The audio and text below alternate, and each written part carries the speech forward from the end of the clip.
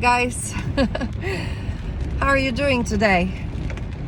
It's a rainy day here, and this is your girl Silva.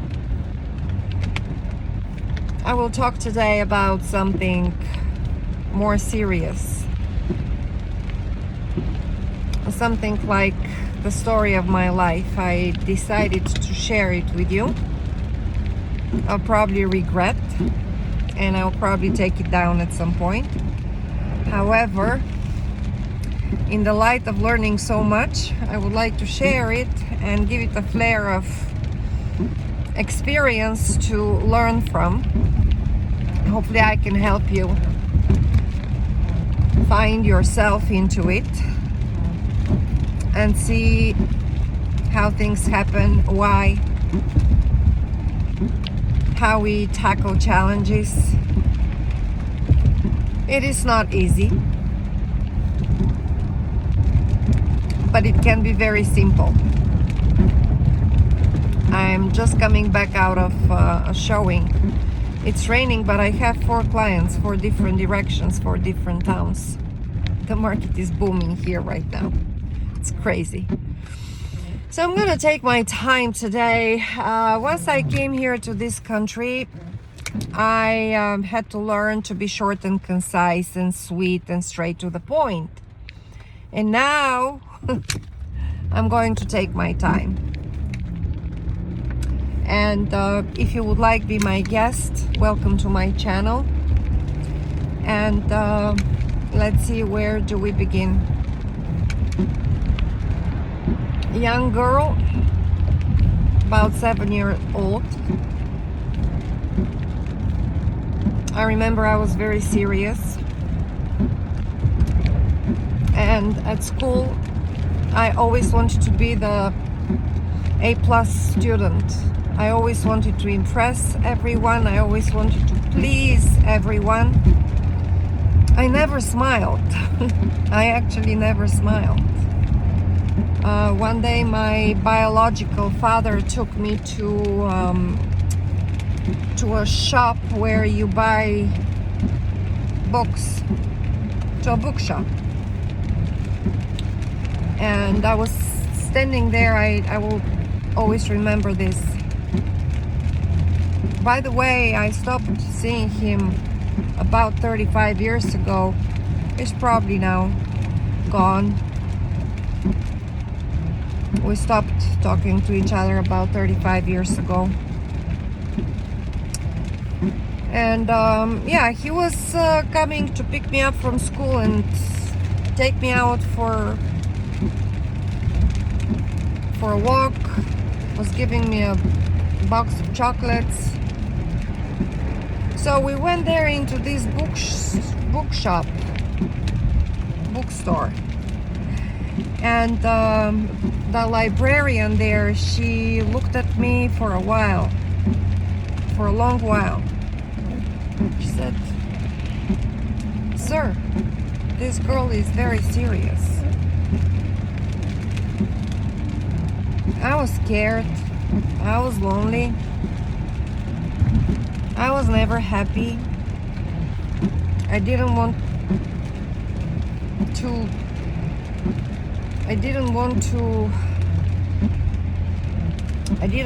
know what to think about life. And as a matter of fact, there was no one to tell me anything about life. I had to figure out things on my own. I was told that I was fat, and I never had self-esteem. I never thought of myself that I was even pretty as a young girl. I had beautiful long hair that my grandma was combing every morning. She actually took care of me as of a little princess. I had 3 meals every day. I had breakfast, lunch, and dinner. Everything was cooked amazing. My grandma, she was a stay-at-home mom, and she was taking care of us. I was living there with my aunt and my 2 cousins. I never had brothers or sisters. I was pretty much lonely as a child. And when there was someone coming to play with me and then they had to leave, I was crying my eyes out. I was crying like as if it was the end of the world. I mean, it was a friend I remember coming to play with me, and her grandma used to live upstairs. So we were friends, and we were playing for about an hour and a half.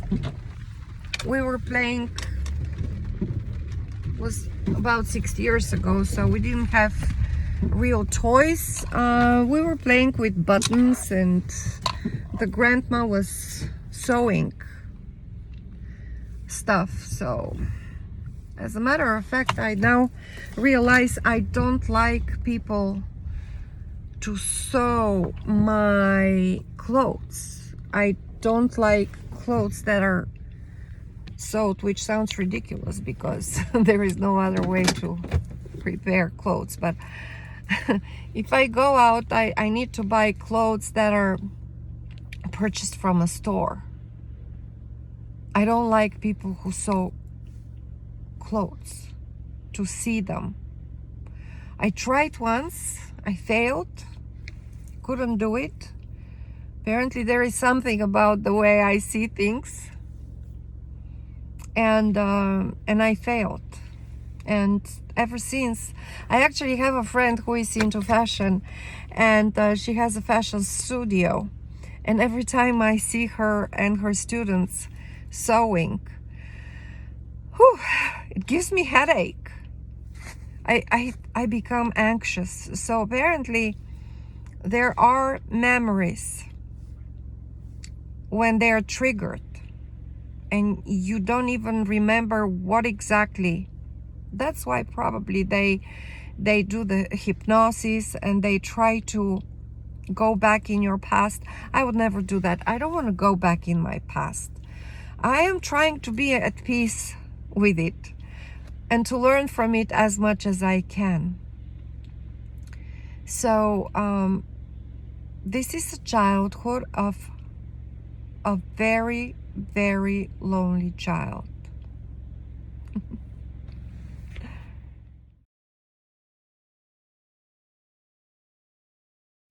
It is interesting to know that I always had money.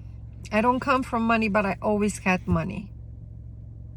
Whatever I wanted to buy, wherever I wanted to go, I was just managing somehow. And slowly and surely I built up a philosophy for myself that the more you spend, the more you have. It pretty much worked during my entire life. However, I've never had a cushion or some kind of safety nest.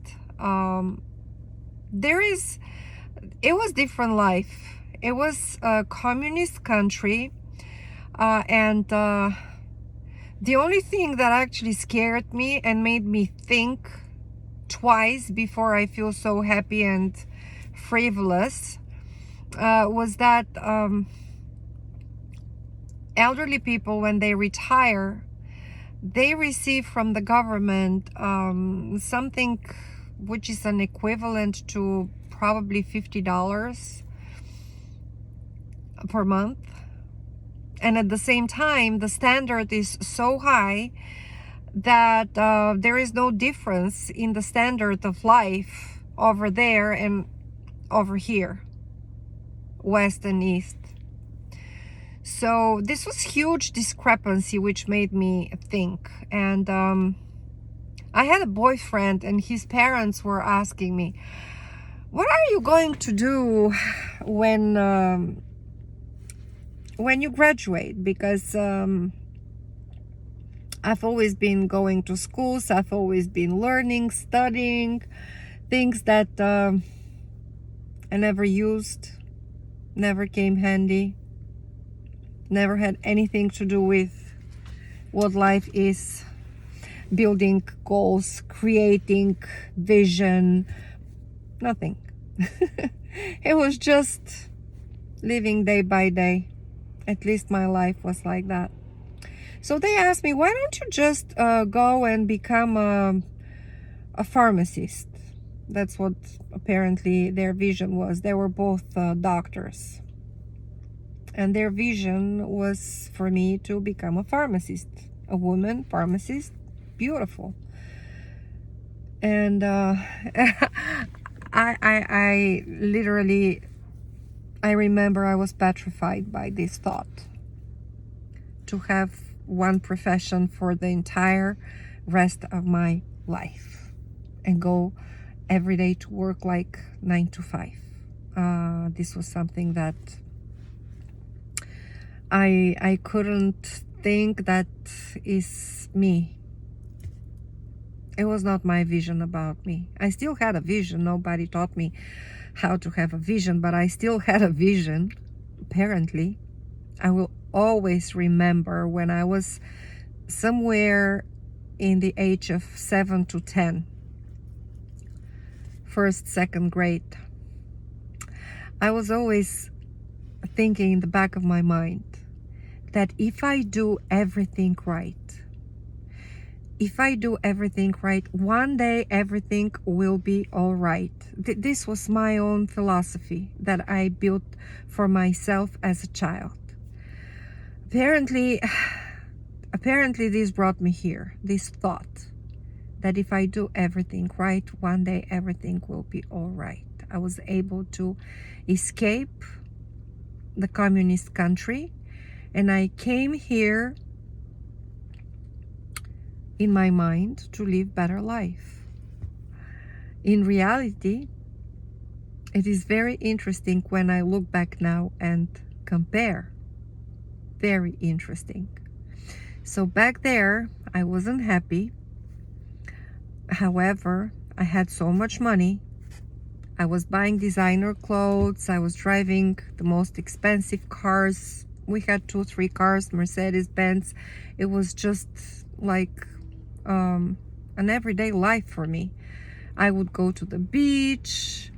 I would travel the world. I would do pretty much anything that everyone here desires for themselves. For me, it was like a no-brainer. Just wake up in the morning and do whatever you want to do. Go wherever you want to go. Restaurants, nightclubs, bars, cars, business. I mean, when I had my son, I was able to afford to not work for 3 years. Just taking care of my baby. And with regards to having children, I mean, this was my miracle. I was told that I will never have a child. I couldn't believe that this is possible, that I am not going to have a child. It was in me. It was just, I never had a doubt. And I was able to have the child. I was praying to God. I was writing letters to God. I was putting everything in writing. It was a religious thing. It's not like I didn't have Tony Robbins to come and tell me to write down everything. I didn't have Wesley Virgin to come down and tell me to write everything that I wish for myself. I heard it somewhere in a church. One of my grandmothers, she was very religious. She was reading the Bible to me. She was taking me to churches and to monasteries, and I have good and bad memories. Thinking about back then, I feel like I have more bad memories than good memories, but in any case, someone told me that there is a place where you can actually write a letter, go drop this letter in this church, and whatever you write is going to happen. And it did happen. 5 months later, after I was told that I will never have a child, I was told by a doctor that I will never be able to have a child. I got my baby. It was my miracle, and still is. He taught me so much. He taught me how to be the person I am. And I would like to reach out to all these parents out there to tell you a few things to not do to your children. Things that were done to me, don't do to your children. Like, for example, I'm going to give you an example. My parents sent me into a different town with no people around that I knew. In a school, to live in the school, it was like a boarding school. They actually deprived me from my roots. They did it. They didn't do it just to get rid of me, okay? They thought that this is the greatest thing in the world that they're going to do for me. I was crying. I was so sad. I was so upset. I never wanted to go there. So many bad things happened to me there. You have no idea. I was put to live first in a house with a woman who used to be a teacher in this school. And I'm not quite sure even today what was the reason for the way she treated me the way she did. I was doing everything to help her.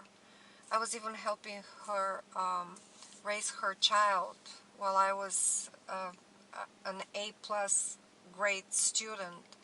I was cleaning the house. I was just helping with everything. And in return, when she was talking to me, she was calling me stupid. So this didn't help my self-esteem a bit. I didn't know anything about mindset. I didn't know anything about my mind games. I didn't know anything about anything. When I came here to this country, as a matter of fact, for the first time, I heard the word abuse, and I didn't know what exactly it means, and I had to look it up, and then I realized that there are several different kinds of abuse. So I realized that I have been a victim of all of them in one way or another.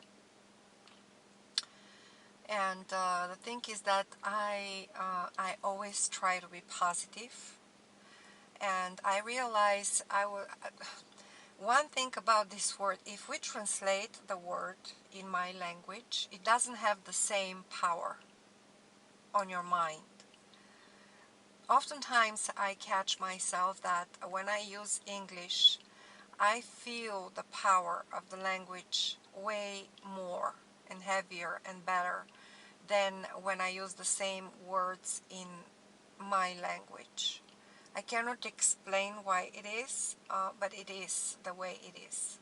Like on a scale from 1 to 10, I would feel the strength of the expression in English much greater than it would mean to me anything in my own language. I was 4 when my parents sent me to learn English in kindergarten, in all kind of schools. So apparently this was a good thing at the end of the day.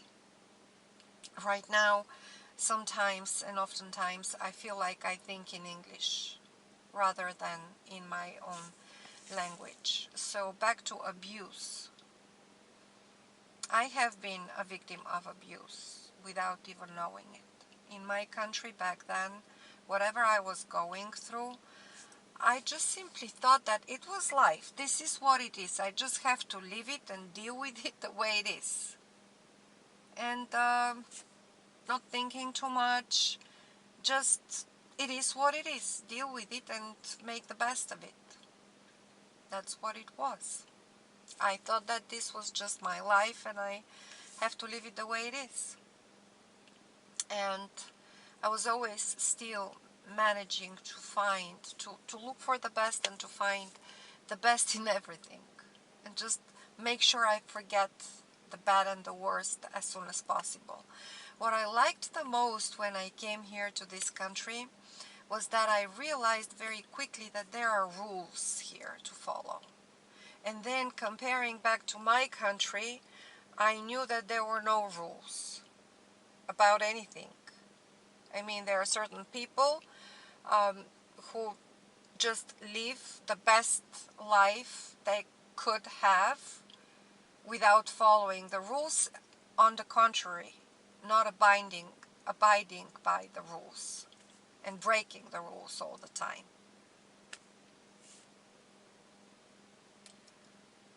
After I graduated my University of Economy,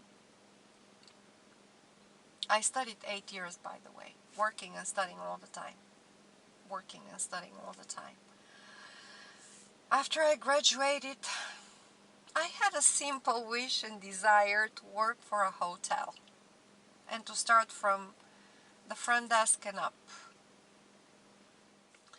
So I go there to this hotel, the most prominent hotel in the most prominent town where I was born. And I I file an application, resume. And here's what I was told. That in order for me to get a job there as a front desk agent, I should either sleep with the so-and-so person or pay that much money to be accepted for the position. Okay? Of course, I never did neither. And back to the pharmacist conversation with my boyfriend's parents. I was so upset. It was relatively close after this episode that I just described, and I was already angry when I was talking about finding a job and what I would like to work and what I would like to do. I was already angry. And when they mentioned something about this pharmacist job, I turned around. I will never forget this. I turned around and I said, you know what? I'm not going to work in this country, not even for $500. Mind that actually the salary was about not even $100. And I said, I didn't know how exactly I'm going to do what I said that I'm going to do, but this was in my mind. And I said, I'm not going to work in this country even for $500. I already had my vision in the works, apparently. I already knew what I want for myself, and I already knew that it's big. So I didn't have any idea how I was going to do it, but I knew that I was going to do it. So during my conversation here, I would like to constantly bring all the events in my life to mindset and to the power of mind and to the power of thought. One single thought.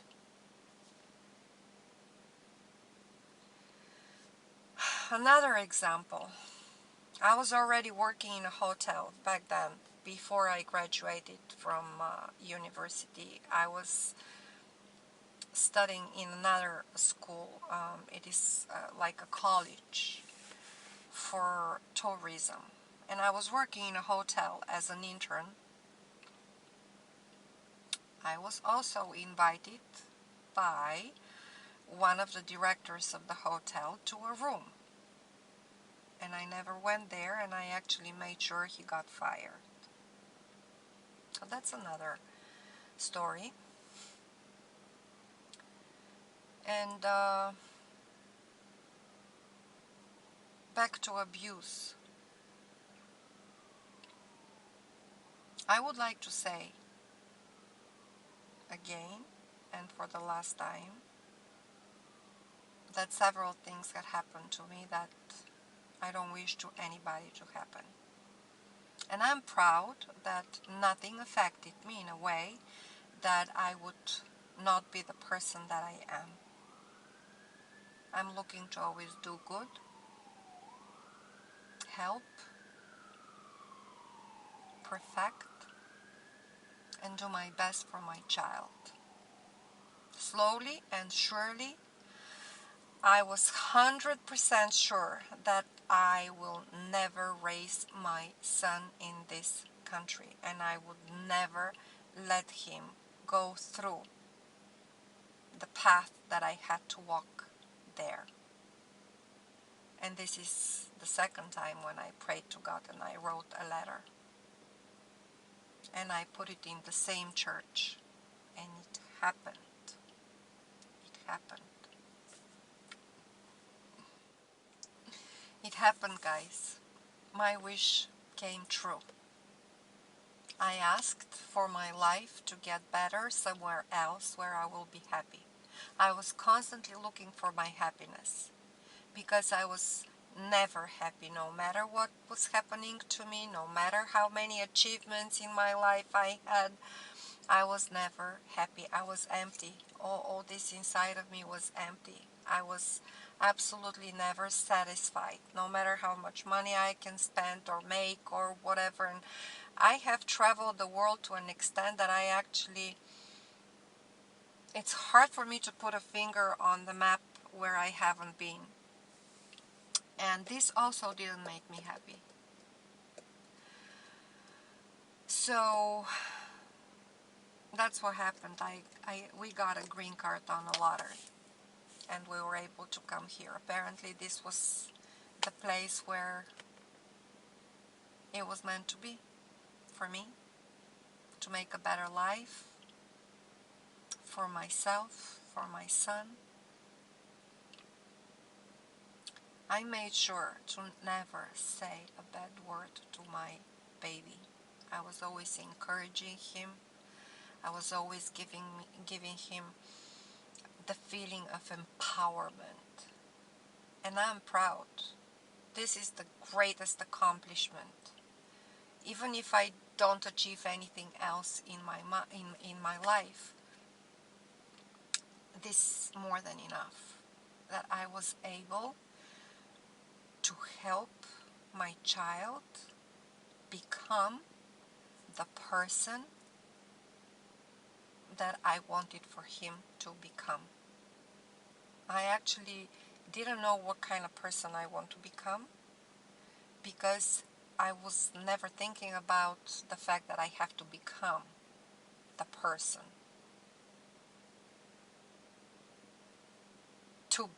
to reach my goals. I mean, this whole thinking was completely, absolutely foreign to me when it came to me.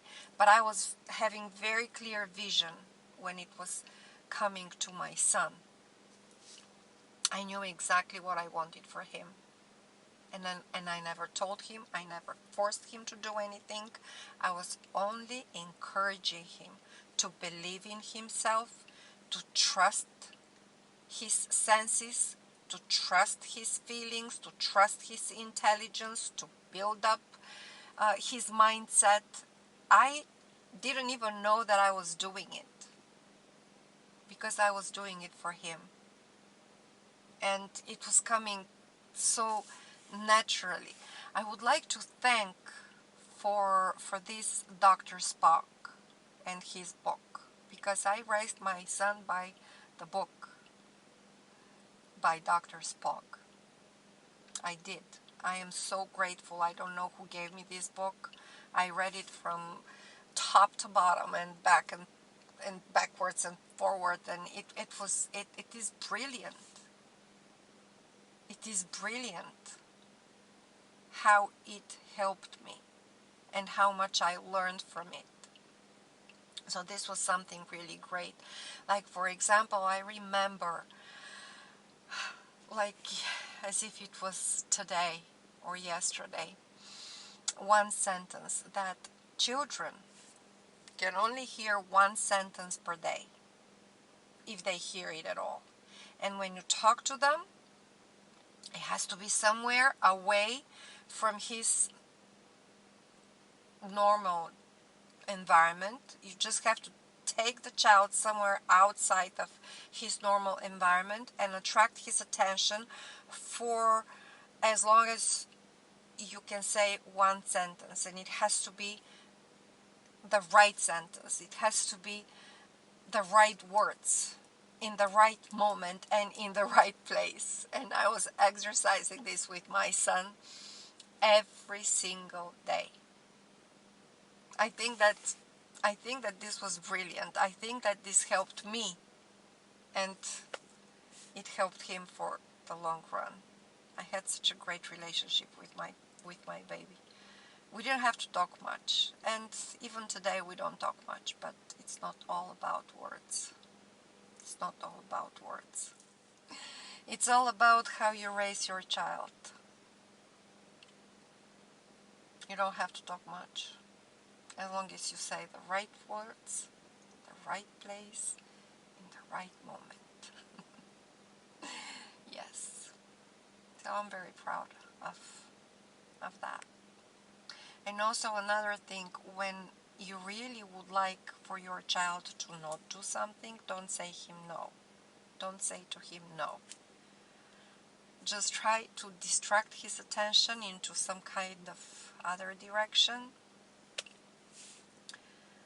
Yeah, there are certain things that I had to learn, and I'm really very proud of myself.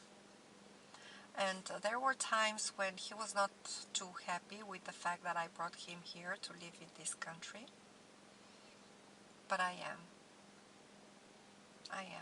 I'm very happy that I was able to take him outside of this environment there, and I brought him here, and I would never regret.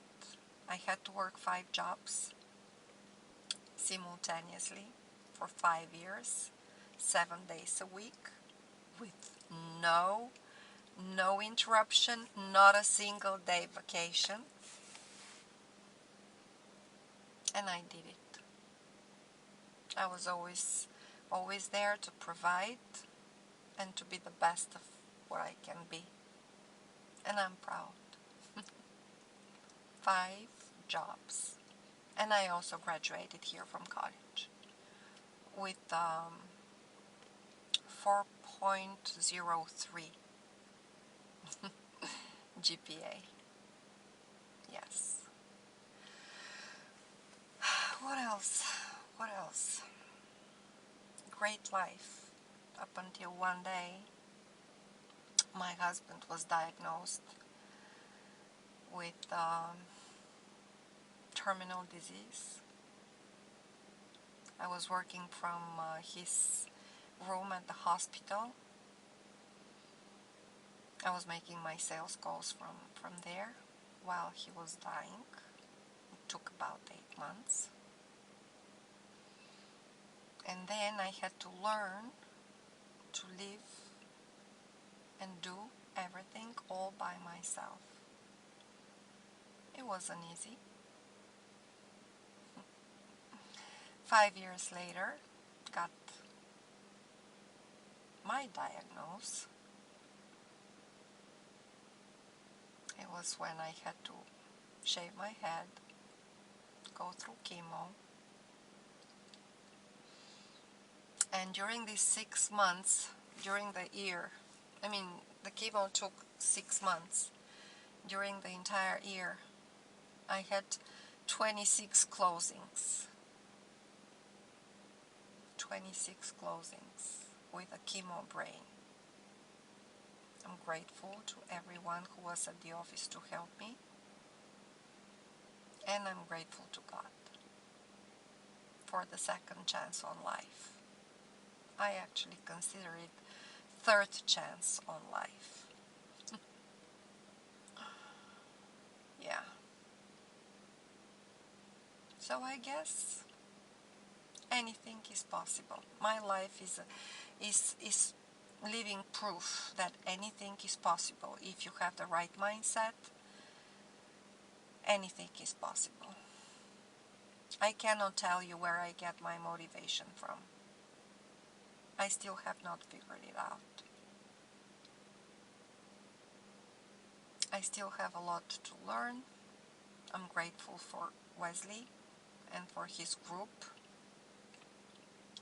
I'm grateful for everything that I have learned during this entire year of pandemic. And I hope you enjoyed the story. I hope you will give me some comments, some likes. I will be happy to interact with each and every one of you and see what you have to say about what you just heard. And I wish you all the best. Lots of success. Much love to you. Subscribe for my channel. At the age of 36, I believe, I already had my house built. We built it with a swimming pool. My son was raised as if he was a prince, and my husband treated me like a queen. He bought me for my first anniversary the most expensive fur coat on the market back then. He did treat me like a queen. He knew how to treat a woman. He was a gentleman. He was amazing. He always had opinion about everything, and he was always right. May his soul rest in peace. So I had everything. I didn't have to work for 3 years while I was having my child. I didn't have to work for 3 years. I was able to do whatever I want to do. No limits. So you tell me why I wasn't feeling happy.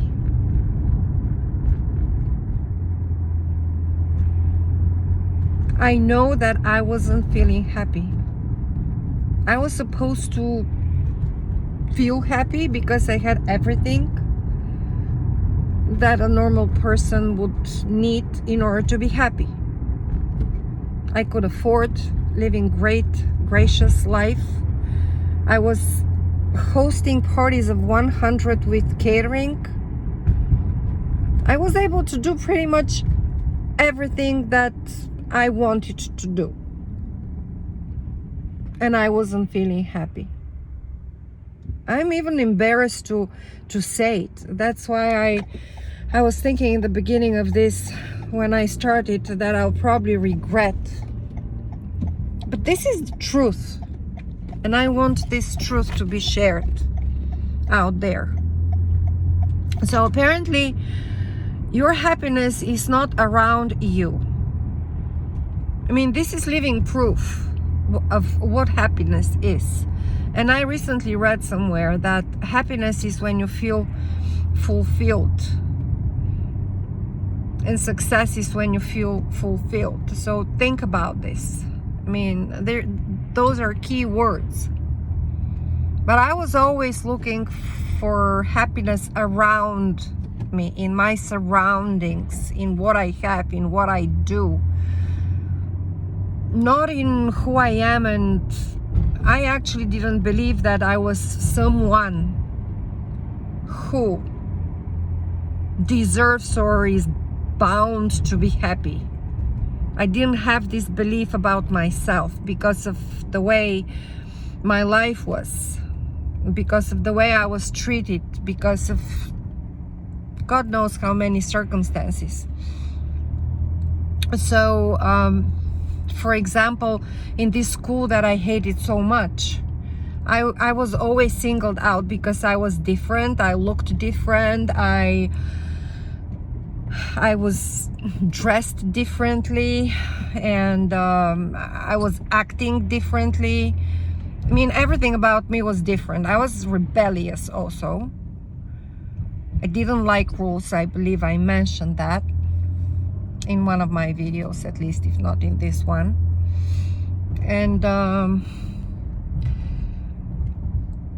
what I'm trying to say, and what I'm saying, is that I was affected by what happened to me in my life, by all this. I was affected, and I really wanted to create a person of myself where I'm not going to reflect all this on the people around me, and I'm not going to treat them the way I was treated.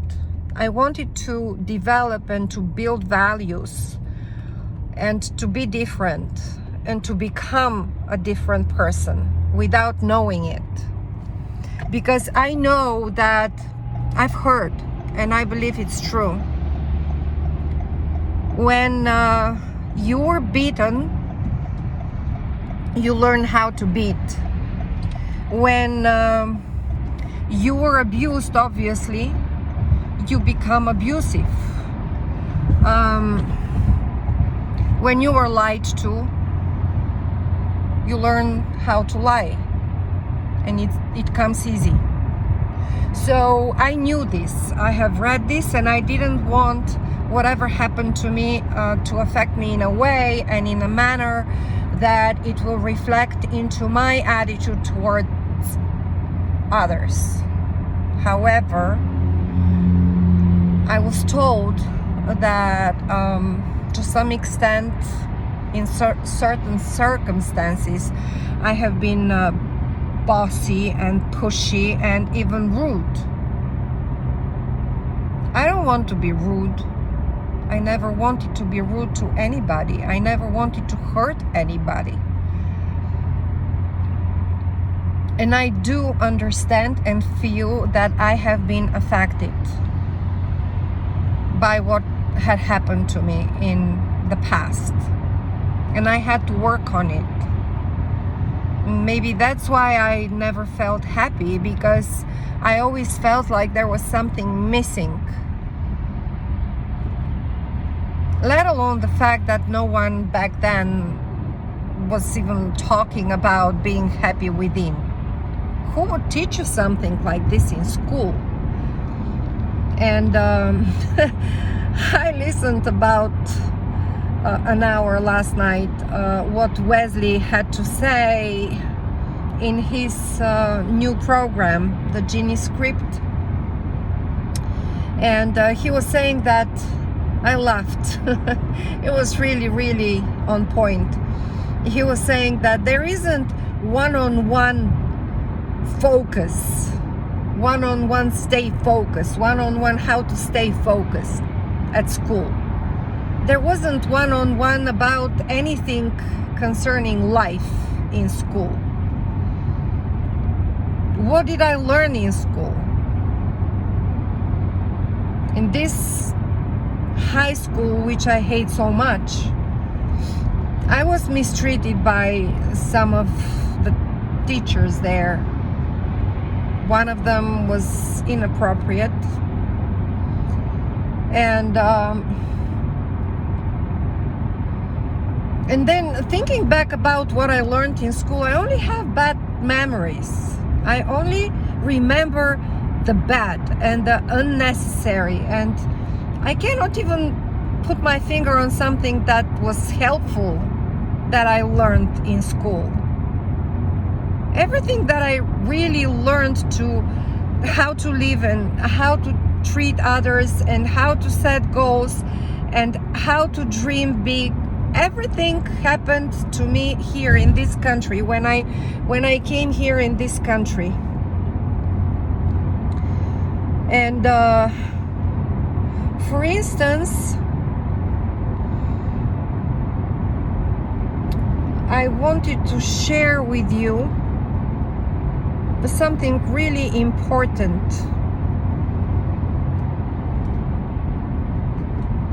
And I'm also trying to escape the guy behind me. Some people are really inconsiderate on the road. And I lost my trail of thought. So we were talking about learning.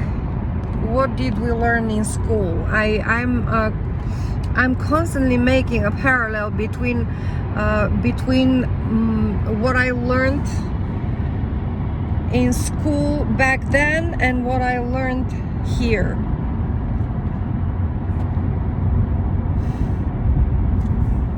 And what I learned here was that perfectionism, for example, is a disease. It could really hurt you. But this is what I was, the way I was raised back then, a perfectionist, always struggling to be perfect in everything that I do. And you know why? So that people don't yell at me, that I didn't do a good job, that I didn't do it right. And the way I was treated for such a long time, it reflected in the way I was treating others when I actually had the power to do so. I also had controlling issues. I always had to do everything my way. And this was no fun. Not for me, not for the people around me. So I was affected by what had happened to me. Even now, after I've been working on this for so long, I have a hard time delegating, which is another thing that I found out that I have as an issue since I moved here to this country. I had no idea that this was a problem back then in my country.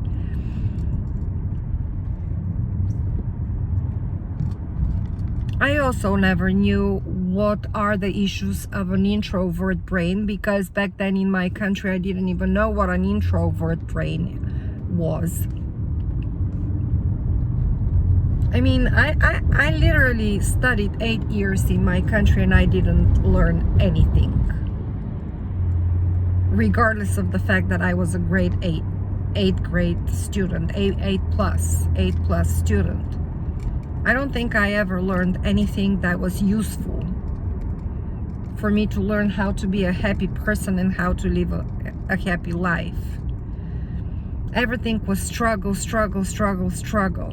I was taught that everything will be hard, and everything has to be hard, and everything is hard work. And now I'm listening to some Indian gurus saying something totally different. And I'm fascinated. I'm fascinated by the opportunity to be here and to finally learn something that is helpful to me, and I hope to be helpful to others through me.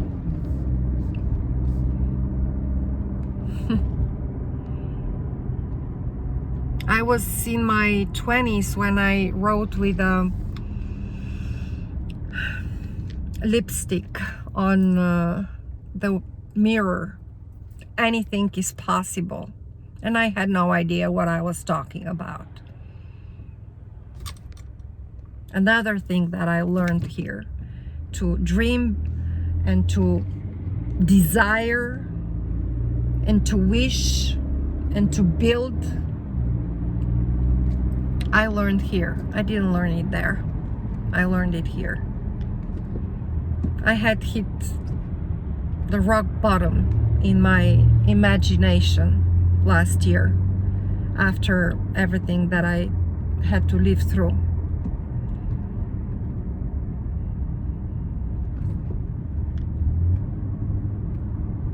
I had 26 closings during chemo. I was working from my husband's hospital room where he was dying and I was making my cold calls. If you ask me, where do I get my motivation from? I cannot answer this question. I don't know. But there was a force inside of me or above me which was working. It was working for me to make me a better person, to strive for better life, to be able to help my son be happier, have good future in my country.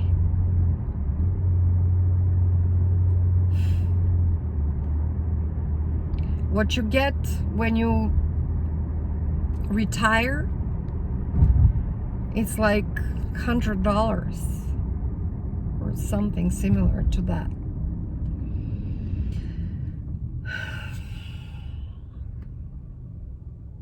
Was I angry? Yes, I was angry. Am I happy now? Much, much, much happier.